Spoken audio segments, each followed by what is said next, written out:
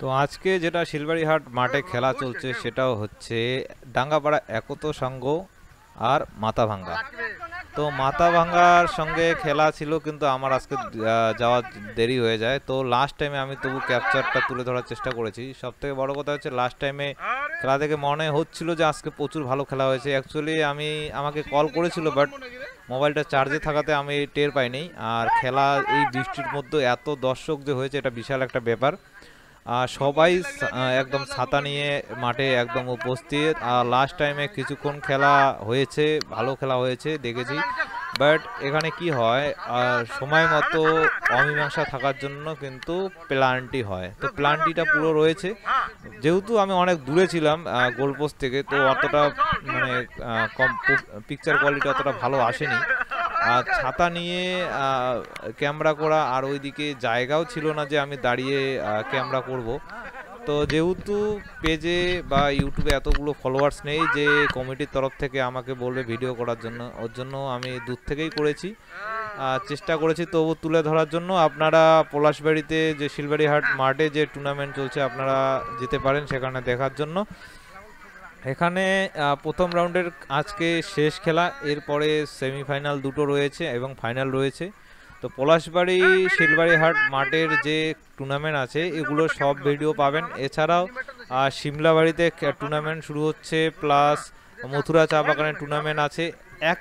একই ডেটে দুটা টুর্নামেন্টের খেলা পড়াতে আমি তো একাই সব জায়গায় যাওয়া সম্ভব হচ্ছে না। তো চেষ্টা করেছি, এর মধ্যে এখানে খেলা শেষ হয়ে গেল। এখন আপনারা প্লান্টিটা দেখুন।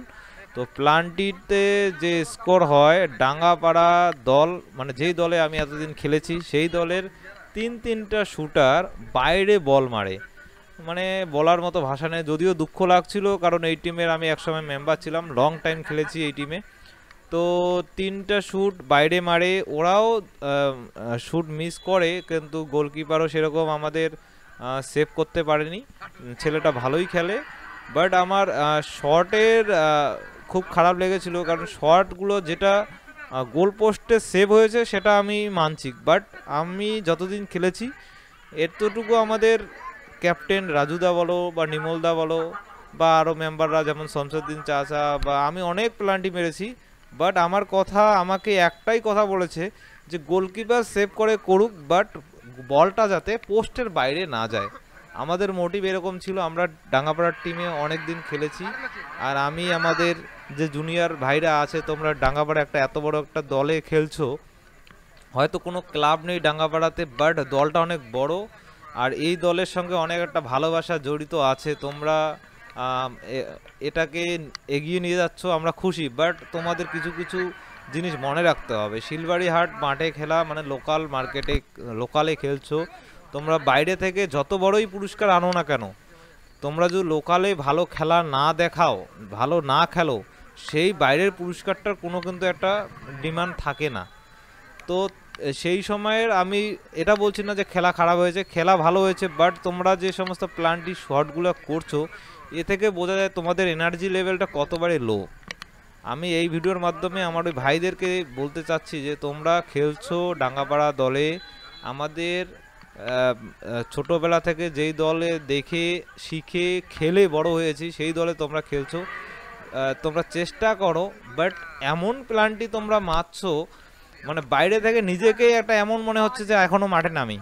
আরে গোলকিপার সেভ করুক, তোমরা যদি পোস্টেই না মারো, পোস্টের বাইরে মারো, সেই বলটার কি ডিমান্ড থাকে? ওটা তো গোলকিপার যদি নাও করে তবু তো ওটা বাইরে সেভই হয়ে গেল না।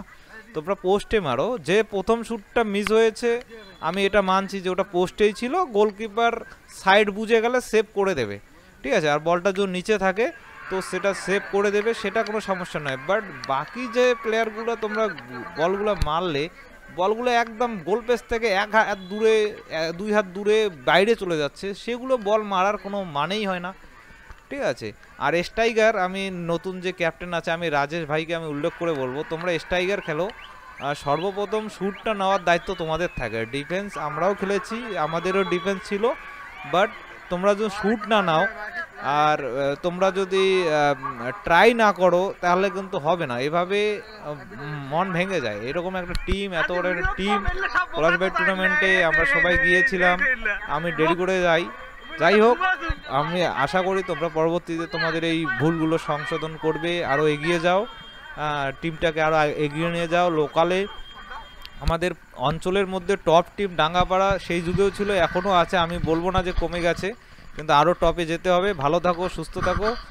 আর তোমাদের জন্যই এই মেসেজটা, অ্যাকচুয়ালি ভিডিওটা করার ইচ্ছা ছিল না, তবু করলাম যাতে তোমরা মেসেজটা পাও।